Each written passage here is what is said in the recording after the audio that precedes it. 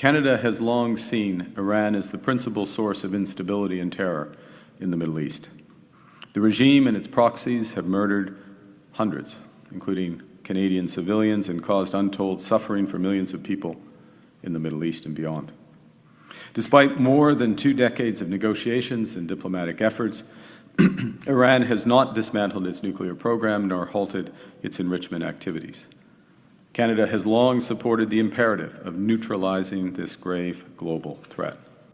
Canada stands with the Iranian people in their long and courageous struggle against the regime's oppressive rule, which is why we support efforts to prevent Iran from obtaining a nuclear weapon and to prevent its regime from further threatening international peace and security. Because Canada is taking the world as it is, not passively waiting for a world we wish to be. We do, however, take this position with regret because the current conflict is another example of the failure of the international order. Despite decades of UN Security Council resolutions, the tireless work of the International Atomic Energy Agency, and the succession of sanctions and diplomatic frameworks, Iran's nuclear threat remains. And now, the United States and Israel have acted without engaging the United Nations or consulting allies, including Canada.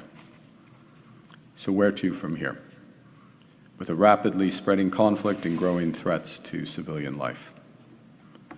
Canada reaffirms that international law binds all belligerents. We condemn the strikes carried out by Iran on civilians and civilian infrastructure across the Middle East. And we implore all parties, including the United States and Israel, to respect the rules of international engagement. Canada calls for a rapid de-escalation of hostilities and is prepared to assist in achieving this goal. Resolution of this crisis will require commitment to a broader political solution. And diplomatic engagement is essential to avoid a wider and deeper conflict. Innocent civilians must be protected, and all parties must commit to finding enduring agreements to end both nuclear proliferation and terrorist extremism.